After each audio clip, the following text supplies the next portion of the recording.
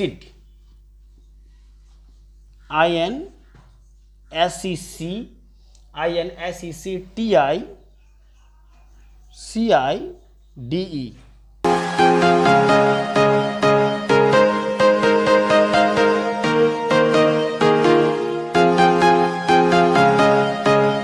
Hello students, how are you? I hope you are fine and healthy. Today's class part 2. One word substitutions. जिसमें आपको अनेक शब्द के लिए एक शब्द जिसको हिंदी में हम लोग कहते हैं। तो आज का जो क्लास है वो भी काफ़ी इंपॉर्टेंट आपके लिए है और आपका जो क्लास है बेसमेंट क्लास है जो आपके कॉम्पिटिटिव एग्जाम के लिए भी काफ़ी ज़्यादा फायदेमंद होगी। तो क्लास को ध्यान से देखें, समझे, वीडियो को बिना स्किप के एंड तक देखें, तभी आपको समझ में आएगा।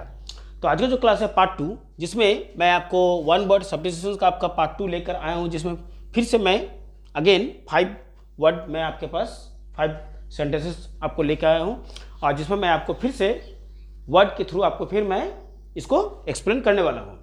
जैसे नंबर 1 अभी हम लोग बात करेंगे नंबर 1 में कि आपका क्वेश्चन है कि are looking upon bright side of things.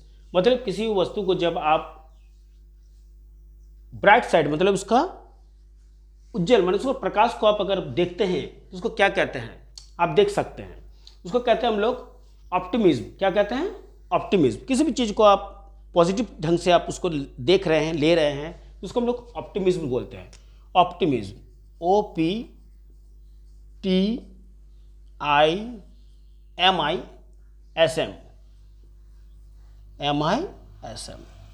Optimism, जिसको हम लोग आशावादिता कहते हैं। आशावादिता इसको हम लोग कहते हैं आशावादिता। इसके बाद हम लोग चलते हैं आपका नंबर 2 में, जिसमें that can not be understood, जिसको समझा नहीं जा सकता है। इसको हम लोग क्या कह सकते हैं? जिसको समझाया नहीं जा सकता है।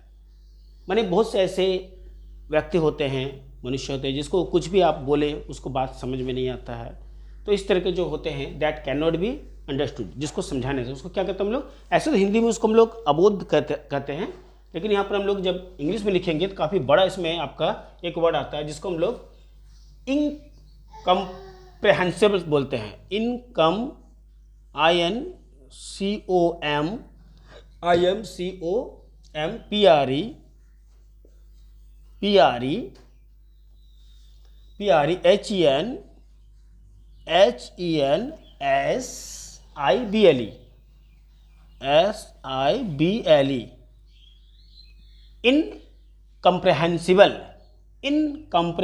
इसको कहते हैं। काफ़ी बड़ा आपका इसका वर्ड है। इसको हम लोग अबोध कहते हैं।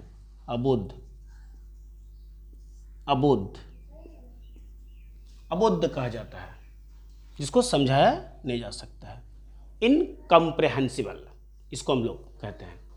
आप इसको 2-3 बार रिपीट कर लीजिएगा। Number 3, a substance which is used to kill an insect. Substance पदार्थ जिसको कहते हैं a substance which is used to kill an insect, कीड़ों को मारने के लिए ऐसे पदार्थ का नाम। तो इसको हम क्या लिख सकते हैं? इंसेक्टिसिड। INSECTICIDE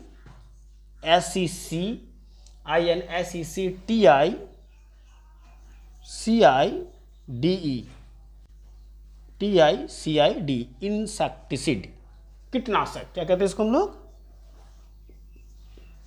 कीटनाशक।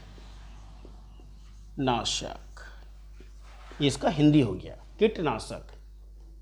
इंसेक्टिसिड क्या कहता है? इंसेक्टिसिड। उसके बाद नंबर 4 का बात करते हैं, a substance which is used to kill germ. ऐसे पदार्थ, सब्सटेंस जो कि जर्म मतलब जर्म को मारने के लिए होता है, उसको क्या कहते हैं? उसको हम लोग जर्मिसिड कहते हैं। बहुत रेयर वर्ड है इस सब चीज़ को, जितने वर्ड है जानना बहुत जरूरी है आपका। जर्मिसिड्स, MICID, काफ़ी फायदेमंद आपका इसमें होने वाली है। इसको हम लोग कहते हैं आपका रोगाणुनाशक।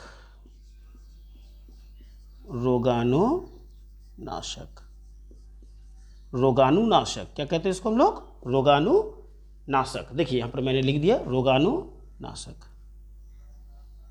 रोगाणुनाशक।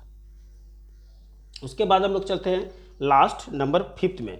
इसमें अ रिमाइंडर ऑफ समथिंग, ऐसा कोई वस्तु जो कि आपको पुराने समय को याद दिलाए, उसको कहते हैं रिमाइंडर।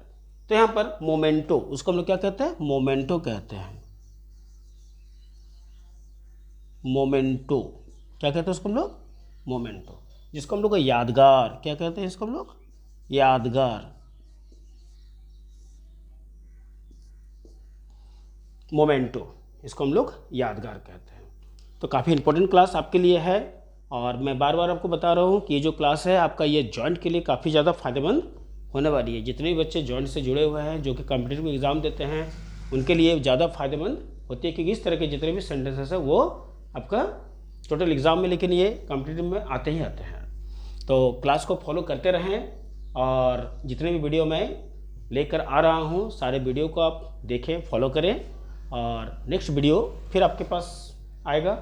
आपको अगर कुछ न्यू जानकारी चाहिए तो आप ज़रूर मुझे बताएं, मैं आपको ज़रूर बताऊंगा। तो आज का क्लास कैसे लगा ज़रूर बताएं और आज का क्लास आपके लिए इतना ही। नेक्स्ट पार्ट फिर पार्ट 3 आपके पास मैं लेकर आऊँगा। तब तक के लिए आप स्वस्थ रहें, वेट करें, be healthy and take care.